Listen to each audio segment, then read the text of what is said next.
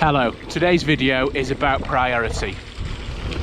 Priority is the set of rules that we use to make sure that we're sharing the road safely and allowing the person who has priority to go first so that we don't all crash into each other on the road.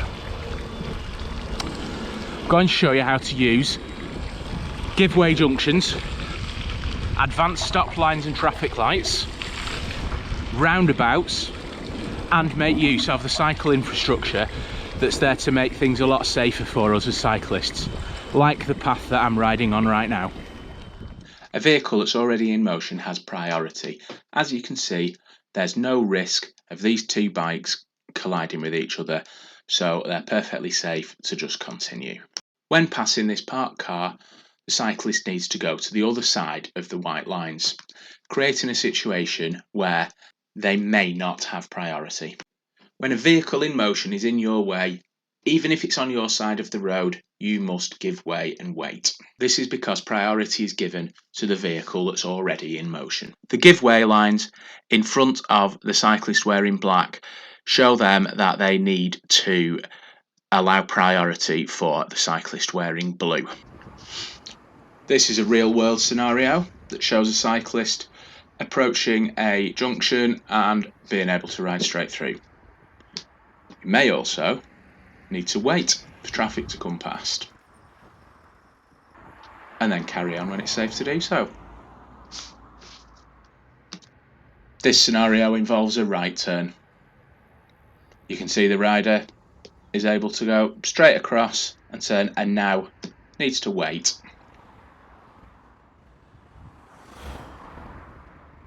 It's quite a busy junction.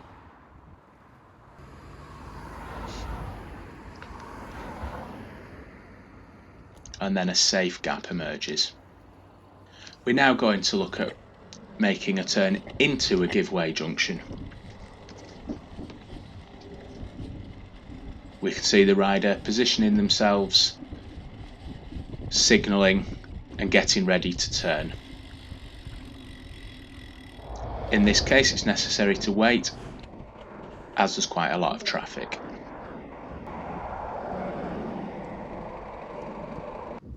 If the junction was clear, then maintaining primary position, we can just ride straight through. This junction has an advanced stop line and traffic lights. So you can see I'm waiting within the ASL for the traffic lights to change. Notice the sequence, there will be a question about it. When I do set off, I've got plenty of space and time to do so with the car waiting behind the advanced stop line. Coming back up the hill, there's an ASL on the other side, so I'm doing exactly the same thing, but I needed to be more conscious of changing gear to give myself the best chance of getting easily up the hill without creating a dangerous situation for this car behind me. If the junction's more complicated, then there might be a roundabout. The rule for priority on a roundabout is to give way to the right. This allows traffic to flow from different directions without getting in each other's way.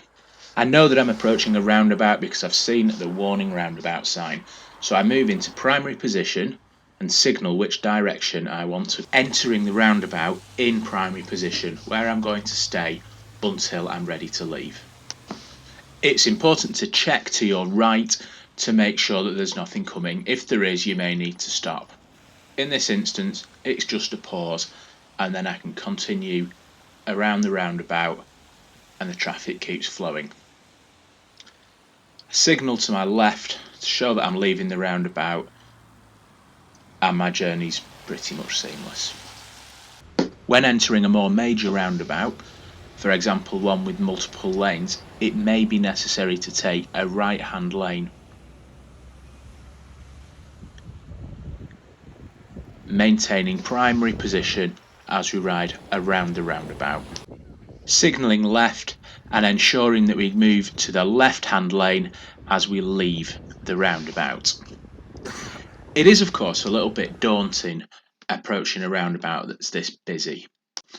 So it's always a good idea to look out for the blue cycle infrastructure signs. So as you can see, there's a blue circle showing a bike and 2 people. That shows us that there's a cycle lane, and beyond the main roundabout sign, there's also a piece of cycle infrastructure that gives us a safer way across that roundabout by bike. As I approach the roundabout, I notice that the pavement becomes a cycle lane. So I ride onto the pavement and follow the blue signs around to the crossing. This isn't the quickest way to get to the other side of the roundabout, but it's certainly the safest and definitely a good option if you're not overly confident or if you're with children. I always use it at busier times. It isn't mandatory that we use cycle infrastructure because it's there, and not every piece of infrastructure is going to help us all the time.